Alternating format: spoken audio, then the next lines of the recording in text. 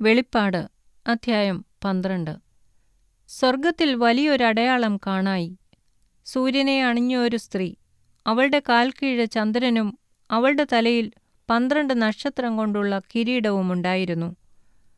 അവൾ ഗർഭിണിയായി നോവുകിട്ടി വേദനപ്പെട്ട് നിലവിളിച്ചു. സ്വർഗ്ഗത്തിൽ മറ്റൊരടയാളം കാണായി. 7 തലയും 10 കൊമ്പും തലയിൽ 7 രാജമുടിയുമായി തീനിറമുള്ള ഒരു മഹാസർപ്പം. അതിന്റെ വാൽ ആകാശത്തിലെ നക്ഷത്രങ്ങളിൽ 1/3 വലിച്ചുകൂട്ടി ഭൂമിയിലേക്ക് എറിഞ്ഞുകളഞ്ഞു. പ്രസവിപ്പാറായ സ്ത്രീ പ്രസവിച്ച ഉടനെ കുട്ടിയെ തിന്നുകളവാൻ മഹാസർപ്പം അവളുടെ മുമ്പിൽ നിന്നു. അവൾ സകല ജാതികളെയും ഇരുമ്പുകോൽ കൊണ്ട് മേയ്പ്പാനുള്ളൊരു ആൺകുട്ടിയെ പ്രസവിച്ചു. കുട്ടി ദൈവത്തിന്റെ അടുക്കിലേക്കും അവന്റെ സിംഹാസനത്തിലേക്കും പെട്ടെന്ന് എടുക്കപ്പെട്ടു. സ്ത്രീ മരുഭൂമിയിലേക്ക് ഓടിപ്പോയി. അവിടെ അവളെ 1260 ദിവസം പോറ്റേണ്ടതിന് ദൈവം ഒരുക്കിയ ഒരു സ്ഥലം അവൾക്കുണ്ട്. പിന്നെ സ്വർഗ്ഗത്തിൽ യുദ്ധമുണ്ടായി. മീഖായേലും അവന്റെ ദൂതന്മാരും മഹാസർപ്പത്തോട് പടവെട്ടി. തന്റെ ദൂതന്മാരുമായി മഹാസർപ്പവും പടവെട്ടി, ജയിച്ചില്ലതാനും. സ്വർഗ്ഗത്തിൽ അവരുടെ സ്ഥലം പിന്നെ കണ്ടതുമില്ല. ഭൂതലത്തെ മുഴുവൻ തെറ്റിച്ചു കളയുന്ന പിശാചും സാത്താനും എന്ന മഹാസർപ്പമായ പഴയ പാമ്പിനെ ഭൂമിയിലേക്ക് തള്ളിക്കളഞ്ഞു. അവന്റെ ദൂതന്മാരെയും അവനോടുകൂടെ തള്ളിക്കളഞ്ഞു.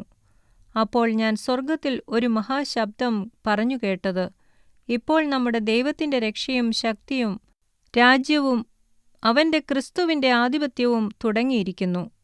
നമ്മുടെ സഹോദരന്മാരെ രാപ്പകൽ ദൈവസന്നിധിയിൽ കുറ്റം ചുമത്തുന്ന അപവാദിയെ തള്ളിയിട്ട് കളഞ്ഞുവല്ലോ. അവർ അവനെ കുഞ്ഞാടിന്റെ രക്തം ഹേതുവായിട്ടും തങ്ങളുടെ സാക്ഷ്യവചനം ഹേതുവായിട്ടും ജയിച്ചു. മരണപര്യന്തം തങ്ങളുടെ പ്രാണനെ സ്നേഹിച്ചതുമില്ല. ആകയാൽ സ്വർഗ്ഗവും അതിൽ വസിക്കുന്നവരുമായുള്ളോരെ, ആനന്ദിപ്പീൻ. ഭൂമിക്കും സമുദ്രത്തിനും അയ്യോ കഷ്ടം! പിശാച് തനിക്ക് അല്പകാലമേയുള്ളൂ എന്നറിഞ്ഞ് മഹാക്രോധത്തോടെ നിങ്ങളുടെ അടുക്കൽ ഇറങ്ങി വന്നിരിക്കുന്നു. തന്നെ ഭൂമിയിലേക്ക് തള്ളിക്കളഞ്ഞു എന്ന മഹാസർപ്പം കണ്ടിട്ട് ആൺകുട്ടിയെ പ്രസവിച്ച സ്ത്രീയെ ഉപദ്രവിച്ചു തുടങ്ങി. അപ്പോൾ സ്ത്രീക്ക് മരുഭൂമിയിൽ തന്റെ സ്ഥലത്തേക്ക് പറന്നു പോകേണ്ടതിന് വലിയ കഴുകിന്റെ 2 ചിറക് ലഭിച്ചു. അവിടെ അവളെ സർപ്പത്തോടകലെ 1 കാലവും 2 കാലവും അരക്കാലവും പോറ്റി രക്ഷിച്ചു. സർപ്പം സ്ത്രീയെ ഒഴുക്കിക്കളയേണ്ടതിന് അവളുടെ പിന്നാലെ തന്റെ വായിൽ നിന്ന് നദി പോലെ വെള്ളം ചാടിച്ചു. എന്നാൽ ഭൂമി സ്ത്രീക്ക് തുണ നിന്നു. മഹാസർപ്പം വായിൽ നിന്ന് ചാടിയ നദിയെ ഭൂമി വായ് തുറന്ന് വിഴുങ്ങിക്കളഞ്ഞു. മഹാസർപ്പം സ്ത്രീയോട് കോപിച്ചു. ദൈവകൽപ്പന പ്രമാണിക്കുന്നവരും യേശുവിന്റെ സാക്ഷ്യമുള്ളവരുമായി അവളുടെ സന്തതിയിൽ ശേഷിപ്പുള്ളവരോട് യുദ്ധം ചെയ്യുവാൻ പുറപ്പെട്ടു. അവൻ കടൽപ്പുറത്തെ മണലിന്മേൽ നിന്നു.